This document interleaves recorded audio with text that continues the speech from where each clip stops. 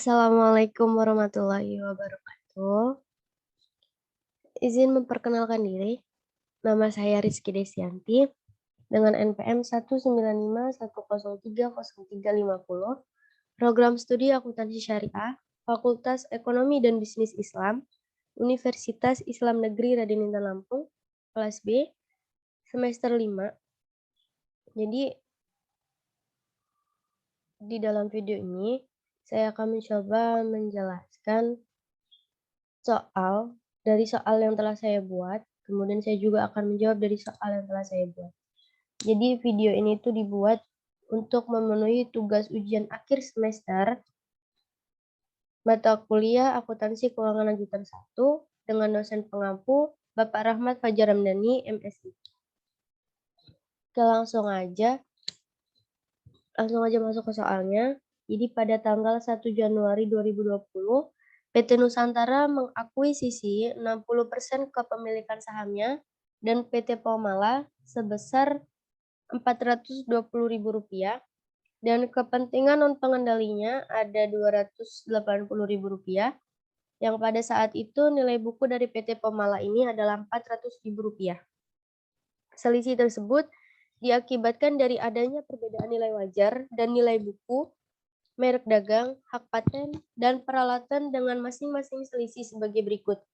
Jadi ini tabelnya, dan di sini dapat dilihat merek dagang ini memiliki selisih Rp80.000, hak paten memiliki selisih Rp140.000 dengan sisa umur ekonominya 10 tahun, kemudian ada peralatan dengan selisihnya minus Rp70.000 dengan sisa umur ekonomi 5 tahun, dan ada goodwill Rp150.000, dan total dari selisih keseluruhannya itu ada Rp300.000. Jadi selama tahun 2020, PT Pomala ini berhasil memperoleh laba sebesar Rp100.000 dan kemudian membagikan dividen tunainya sebesar Rp60.000. Nah, berikut ini neraca saldo dari PT Nusantara dan PT Pomala per 31 Desember 2020. Dapat dilihat dari tabel ini, investasi entitas anak pada PT Nusantara ini masih tanda tanya dan masih belum tahu berapanya. Nanti kita coba cari hasilnya berapa. Kemudian ada juga penghasilan entitas anak pada PT Nusantara juga ini masih tanda tanya. Nanti kita juga bakal coba untuk mencari hasilnya. Kemudian ada data transaksi jual beli persediaan antara induk dan anak, di mana terdapat transaksi hulu dan transaksi hilir. Pada transaksi hulu, pendapatan ini berjumlah Rp220.000. Kemudian yang sudah terrealisasi itu ada Rp200.000 dan yang masih tersimpan ada Rp20.000. Kemudian di BPP jumlahnya Rp110.000, yang sudah terrealisasi adalah Rp100.000 dan yang masih tersimpan adalah Rp10.000. Begitu pula pada keuntungan. Dan kemudian ada transaksi hilir. Pada transaksi hilir ini pendapatannya berjumlah Rp80.000 dan yang sudah terrealisasi ada Rp70.000 dan yang masih tersimpan ada Rp10.000. Kemudian pada BPP-nya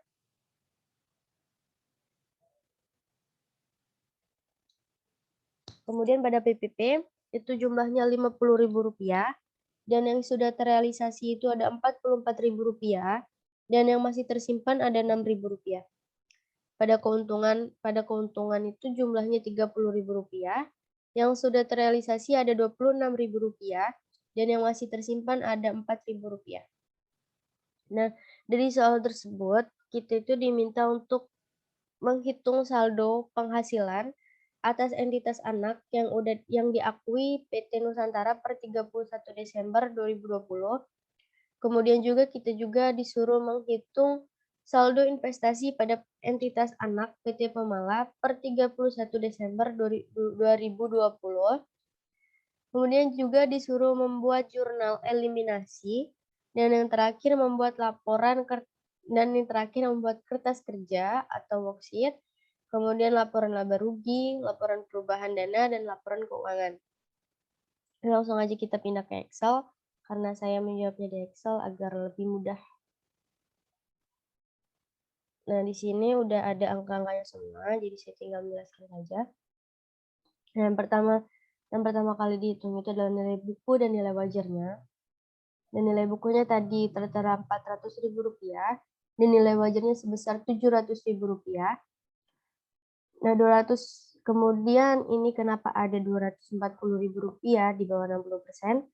Nah, itu jadi dihitungnya Rp400.000 ini dikalikan dengan 60%, kemudian ketemulah hasilnya Rp240.000. Begitupun sama dengan yang 40%, itu Rp400.000 dikalikan dengan 40% dan didapatkanlah hasilnya 160%. Maaf, Rp160.000.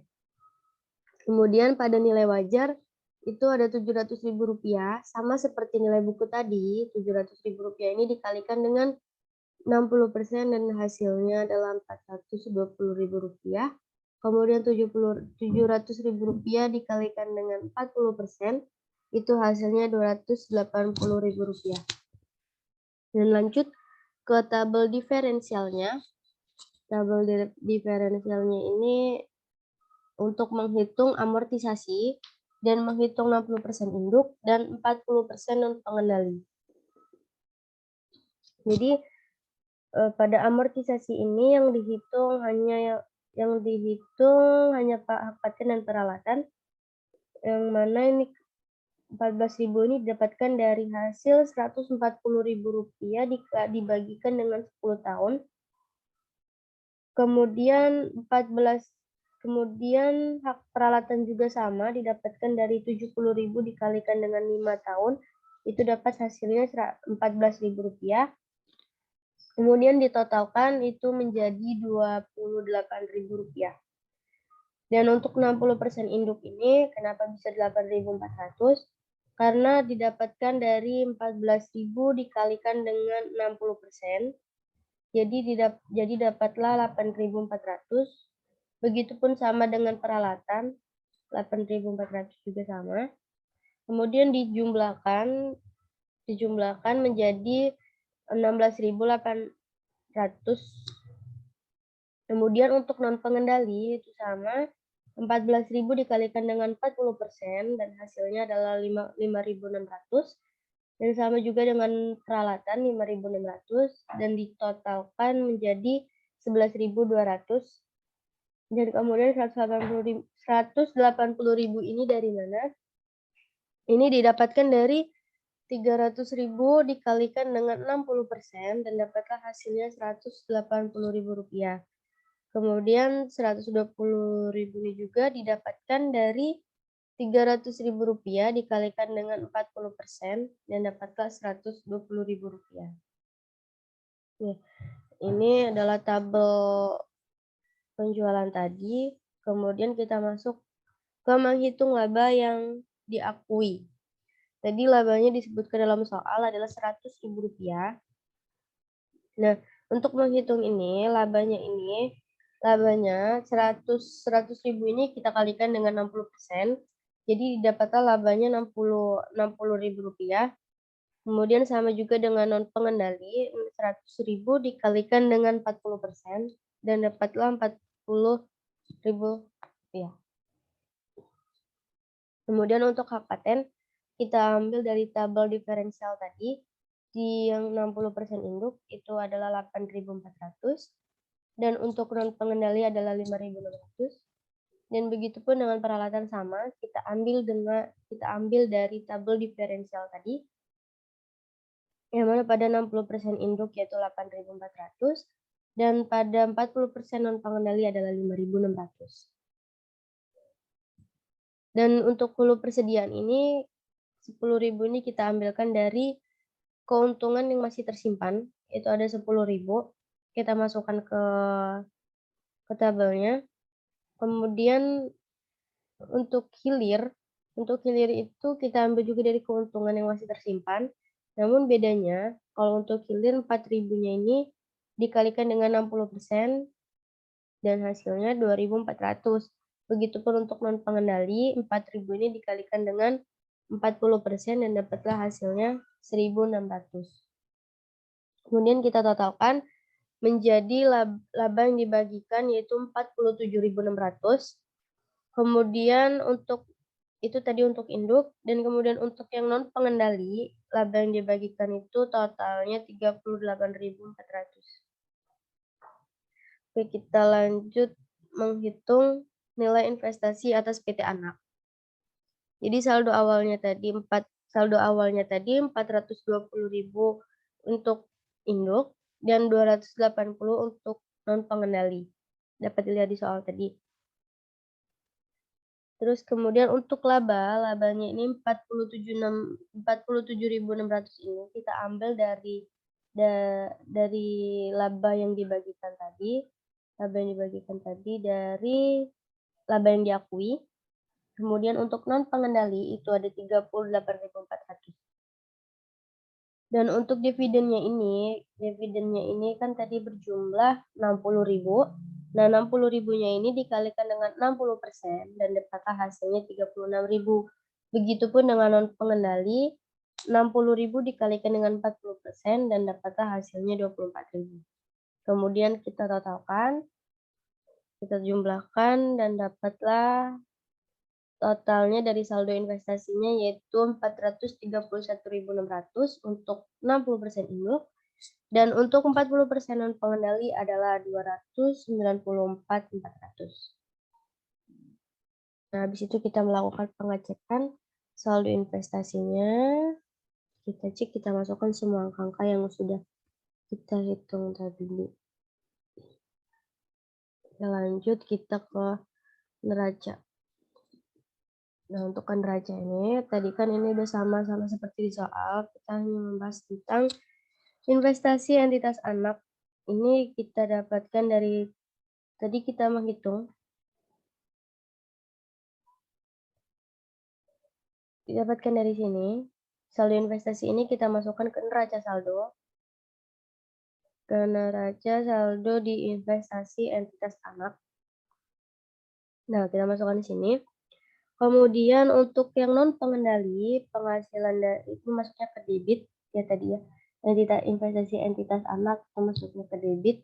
Terus habis itu untuk penghasilan dari entitas anak itu masuknya di kredit. Itu hasilnya 47.600 itu didapatnya dari laba dibagikan. Dari sini, dapatnya dari sini. Terus habis itu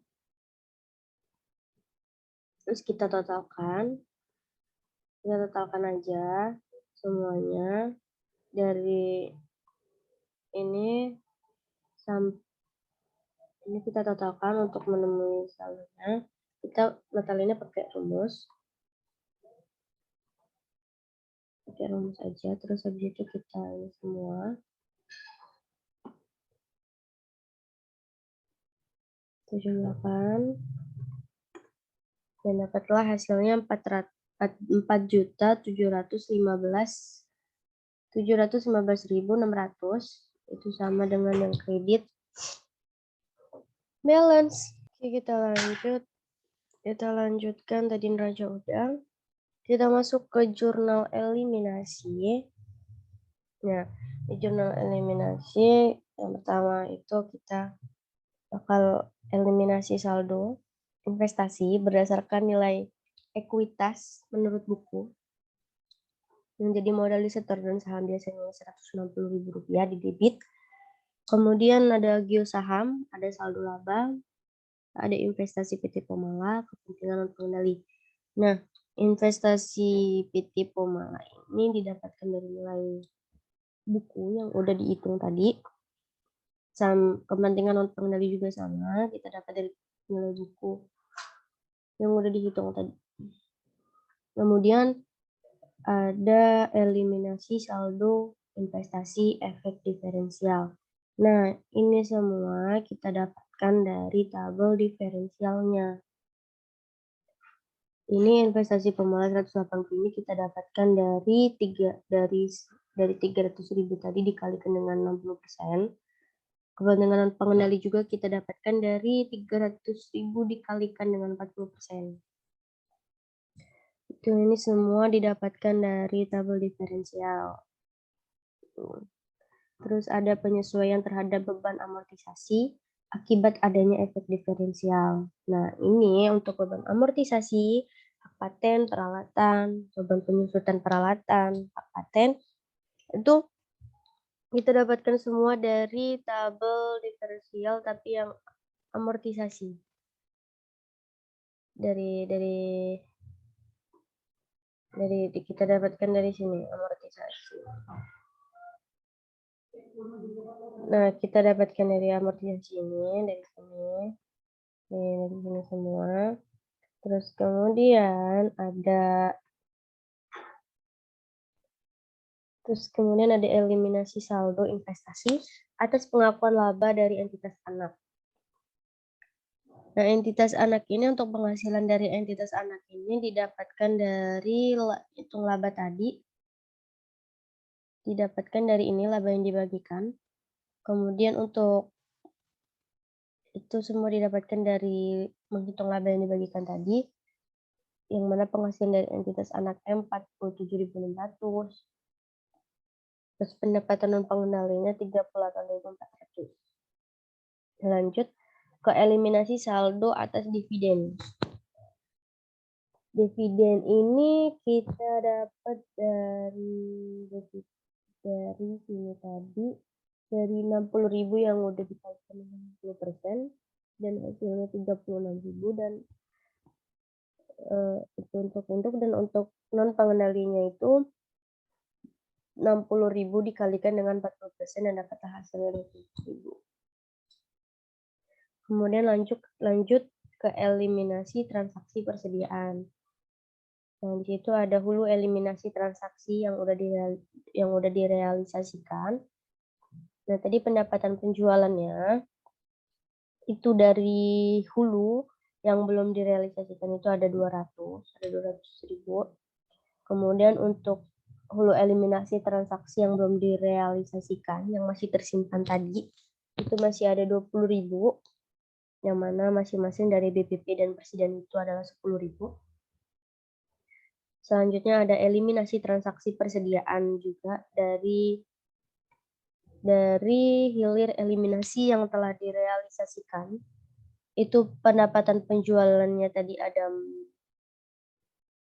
42.000. Kemudian untuk pendapatan penjualannya yang belum direalisasikan itu ada 10.000. Yang masing-masing yang pada BPP dan Presiden masing-masing adalah 6.000 dan 4.000.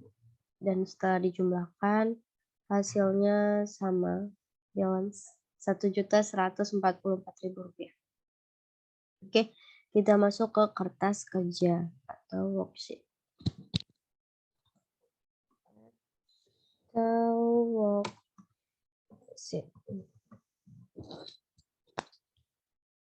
Nah, di sini tuh kita menghitung dari jurnal eliminasi. Jurnal eliminasi ini kita dapatkan semua dari jurnal eliminasi tadi yang udah kita buat. Yang mana pada merek dagang itu ada 431.600, yaitu masuk di kredit. Kemudian ada merek itu tadi investasi entitas anak memap. Terus kemudian ada merek dagang. Merek dagang itu masuknya di debit di jumlah Rp80.000. Kemudian hak paten masuknya di debit Rp140.000. Kemudian hak paten juga masuk di kredit, tadi di jurnal juga ada yang masuk di kredit itu Rp14.000. Terus kemudian ada peralatan masuk ke kredit Rp70.000. Kemudian goodwill masuk di debit Rp150.000. Kemudian ada saham biasa itu masuknya di debit jumlahnya Rp160.000. Kemudian ada agio saham itu masuknya di debit ada Rp60.000. Kemudian ada saldo laba itu masuknya di debit ada Rp180.000. Kemudian ada kepentingan non pengendali itu masuknya di kredit yaitu jumlah 294.400. Terus kemudian ada penghasilan dari entitas anak itu masuknya di debit ada 47.600. Kemudian ada pendapatan non pengendali itu masuknya di debit ada 38.400. Kemudian ada beban penyusutan, itu masuknya di kredit, itu jumlahnya 14.000. Kemudian ada beban amortisasi, itu masuknya di debit, itu ada 14.000 juga. Kemudian dividen diumumkan, itu masuknya di kredit, ada Rp60.000. Kemudian ada akumulasi penyusutan peralatan, tadi di judulnya, itu masuknya di debit Rp14.000. Kemudian kita totalkan dan hasilnya balance. Kita totalkan juga sama menggunakan rumus Excel. Kita jumlahkan semua. Dan sama hasilnya Rp884.000. Kemudian untuk konsolidasinya merupakan gabungan. Nah, untuk aset lancar itu totalnya Rp1.880.000. Itu didapatkan dari Rp1.500.000 yang ada di PT Nusantara ditambahkan dengan PT Pemalai itu Rp380.000, dapatlah hasilnya Rp1.880.000. Jadi debit ketemu debit ditambahkan, debit ketemu kredit dikurang, kredit ketemu kredit ditambah, debit ketemu kredit dikurang. Kemudian ada konsolidasi.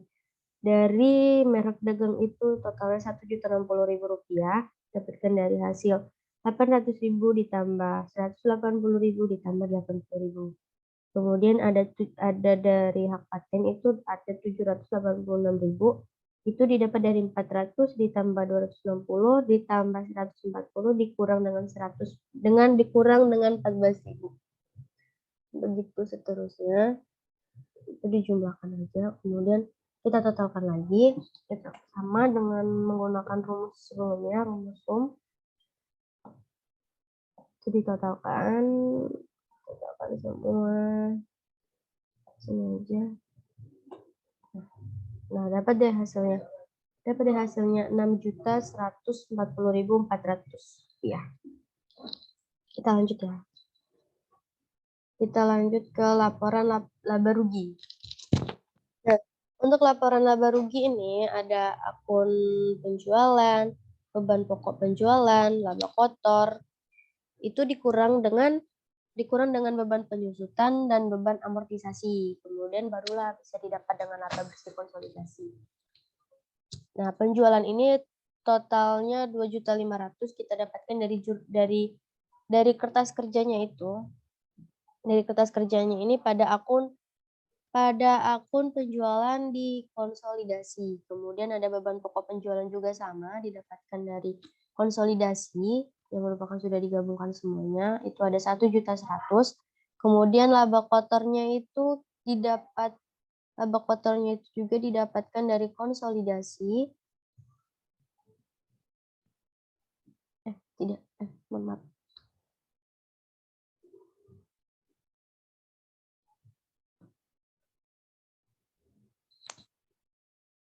Laba kotornya itu berjumlah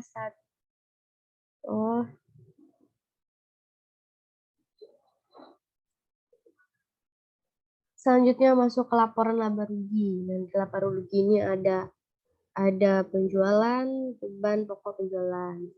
Dan untuk mendapatkan laba kotornya itu nanti penjualan dikurang dengan beban pokok penjualan.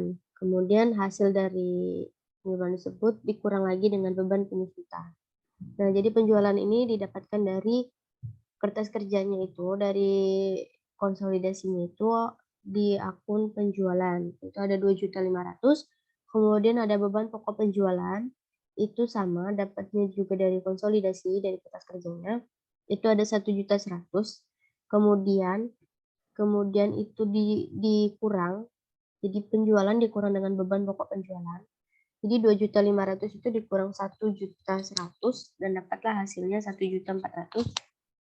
Kemudian ada beban Beban penyusutan itu juga sama didapatkan dari konsolidasi atau dari kertas kerjanya itu di akun beban penyusutan itu ada Rp148.000 dan ada juga beban amortisasinya ada Rp254.000 dan itu ditambahkan beban penyusutan ditambah beban amortisasi itu dapat hasilnya Rp402.000. Kemudian untuk mendapatkan laba bersih dari konsolidasinya, itu laba kotor dikurang dengan beban. Jadi 1.400.000 dikurang dengan 402.000 dan dapatlah hasilnya Rp998.000. Kemudian didistribusikan ke pendapatan non pengendali 38.400. Ini juga didapatkan dari worksheet-nya juga, dari kertas kerjanya juga di konsolidasinya. Itu ada 38.400. Kemudian laba bersih konsolidasinya itu dikurang dengan distribusi ke pendapatan non pengendali. Jadi Rp998.000 dikurang dengan Rp38.400 dan dapatlah hasilnya Rp959.600 untuk laba bersih entitas anak pengendalian. Oke. Next, lanjut kita ke laporan perubahan dana. Dan di laporan perubahan dana ini ada modal di sektor, ada agio saham, ada saldo laba konsolidasi, dividen, kemudian ada saldo laba 31 Desember, kemudian ada modal kepentingan pengendalian, kemudian ada kepentingan pengendali, dan yang terakhir ada modal per 31. Nanti bakal ketemu. Dan kita masuk yang pertama itu ada modal di setor. Modal di setor ini ada 800.000. Ini didapatnya dari mana? Ini 800.000 didapatnya dari saham biasa ini sama dengan modal di setor. Sama, dapatnya dari konsolidasi, dari kertas kerjanya. Itu ada 800.000. Kemudian agio sahamnya ada 220.000. Kemudian itu kita jumlahkan. Modal di setor ditambah dengan agio saham dan dapatlah hasilnya 1.020.000. Itu bisa pakai rumus. Kemudian ada saldo laba. Saldo labanya itu totalnya tadi dapatnya juga dari worksheet, dari kertas kerjanya, di konsolidasinya itu ada Rp920.000. Itu diambilnya dari situ. Kemudian ada laba konsolidasinya, dapatnya dari laporan laba rugi tadi, itu ada 959.600. Kemudian ada dividennya. Dividennya kita dapat dari konsolidasi juga, itu ada Rp160.000. Kemudian kita jumlahkan dan saldo laba 31 Desember 2020 itu ada 1.719.600. Kemudian untuk modal kepentingan pengendalian itu kita jumlahkan antara total antara total yang 1.020.000 tadi ditambahkan dengan saldo laba 31 Desember 2020 yaitu 1.719.600. Itu jadi totalnya ada 2.739.600. Itu bisa pakai rumus juga ngitungnya. Terus untuk kepentingan non pengendalinya kita ambil juga dari konsolidasi itu jumlahnya 294.400. Kemudian untuk modal per 31 Desember 2020 itu kita dapat dari modal kepentingan pengendalian ditambah dengan kepentingan non pengendali. Jadi dapatlah Rp3.034.000.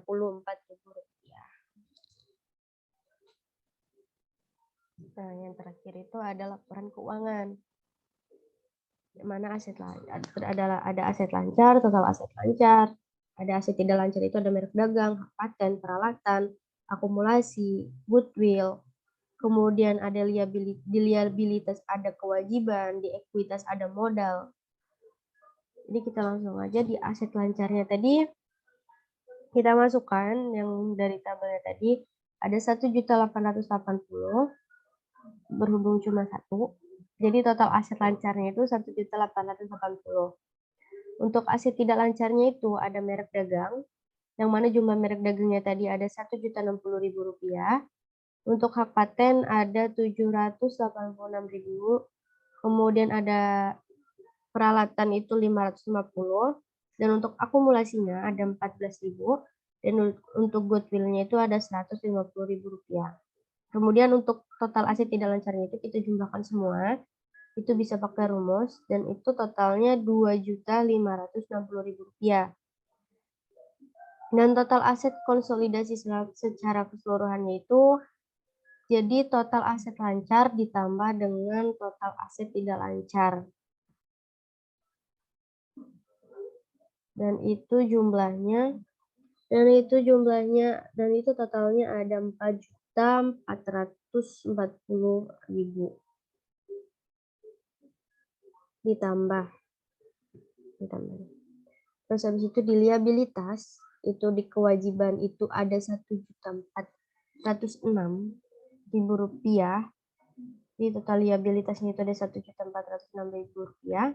Kemudian untuk ekuitasnya ada modal per 31 Desember 2020 kita dapat dari laporan perubahan dana ada Rp3.034.000 dengan total ekuitas Rp3.034.000. Kemudian untuk total liabilitas ditambah ekuitas itu total liabilitas ditambah total ekuitas jadi Rp1.406.000 ditambah dengan Rp3.034.000 itu hasilnya Rp4.440.000. Selesai, balance hasilnya. Mungkin itu aja yang bisa saya jelaskan dalam video ini. Mohon maaf apabila terdapat kesalahan atau kekeliruan dalam menjelaskan, dan maaf karena di sini juga saya masih sama-sama belajar. Kepada Allah saya mohon ampun. Saya akhiri. Wassalamualaikum warahmatullahi wabarakatuh. Terima kasih.